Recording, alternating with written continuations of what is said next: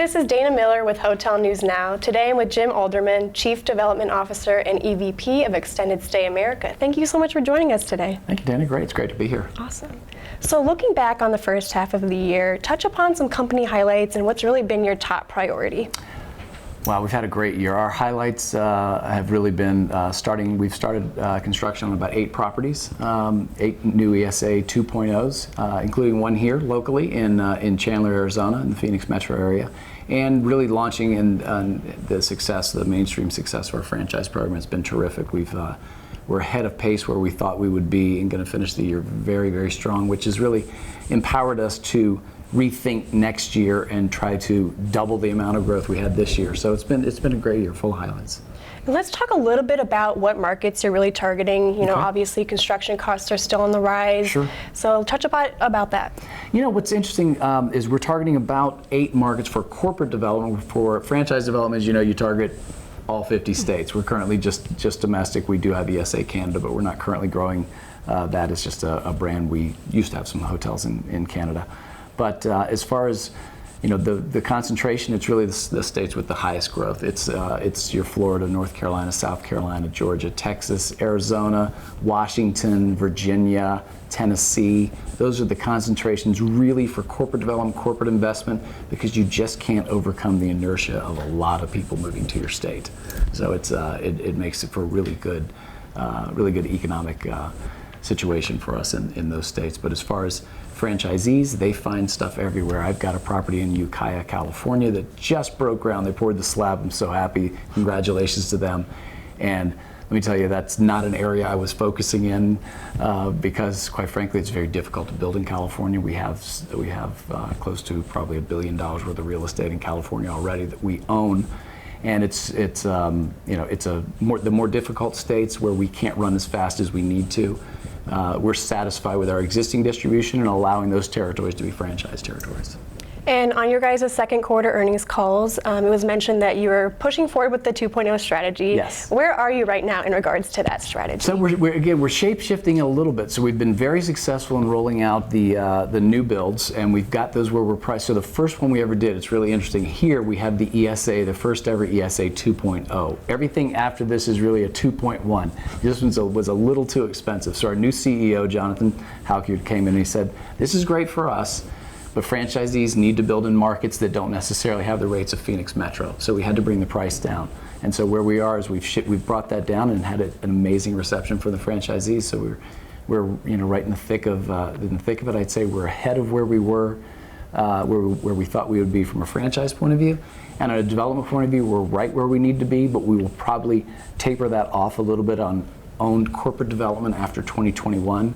We've got about 28 in the pipeline right now, and we'll continue to go. But with the great success of the franchise program, which is why we relaunched the development program to help bolster that and show everybody this is what they are, and yes, they're buildable, and yes, we can do it. The reception has been good enough. It was kind of like people are like, "We're not sure we want to franchise yet, but if you're building them, yeah, we believe you." So it's like, of course, we already had 630 locations, but they wanted to see some of the new stuff.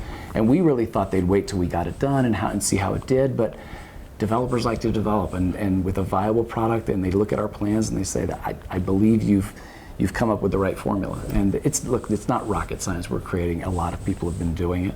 A lot of people copied what we did when we were stagnant for development for 12 years. Whole new brands were created. Value Place became WoodSpring, and now there are 200 hotels. So we're playing catch up in the franchise arena, but we're happy with where we are on the ESA 2.0, and we were ahead of pace. Another part of 2.0 was selling hotels, and we were way ahead of pace on that. And while ESA does differ a little bit from traditional hotels that bank a little bit more on transient business, what strategies might you implement when a downturn does arrive? Well, it's an interesting time in the economy. I was speaking with someone before.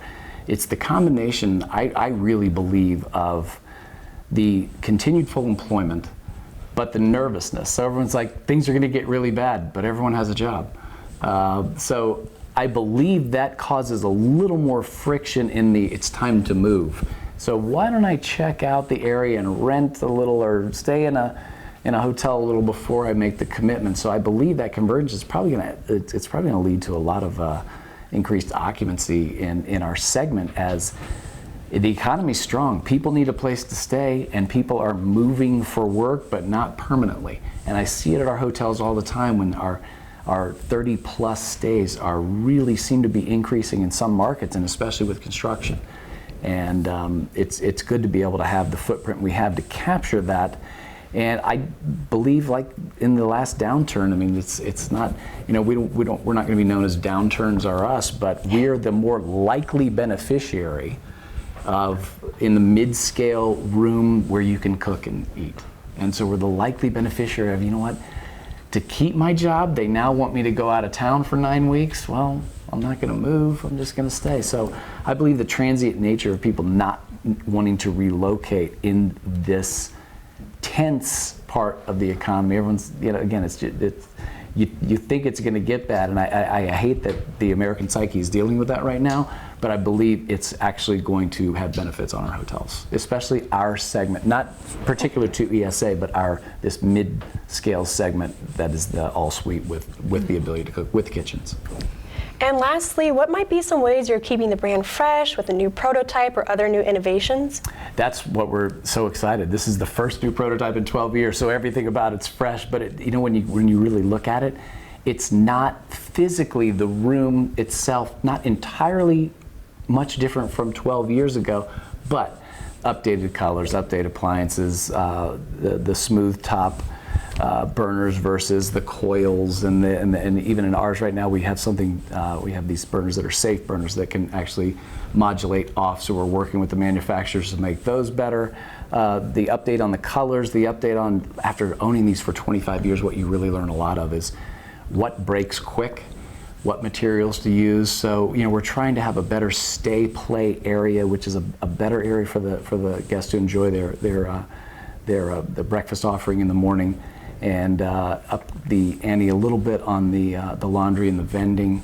But it's a pretty simple model in this segment, and you really got to be careful to not overload it and say, hey, it'd be nice if we would do this, because those extras in this segment cost money that the guests would, quite frankly, rather not pay. So the real point in this mid-scale versus the next level is really kind of around the breakfast, and that's just that becomes an arms race. If we go beyond kind of a muffin, granola bar, and coffee, it's got to be a really good decision, and it's got to be a measured decision, because some of those breakfasts can cost as much as $6 per occupied room a day, and our franchisees don't want us to go that direction. And as a company, we're still 554 we own, and close to 80 that are franchised.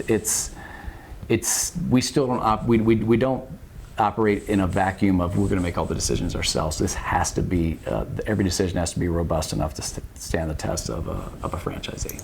Awesome. Well, this has been great insight, and again, I really appreciate your time today. No, thank you. Thank you so much, Dana. It was great to be here.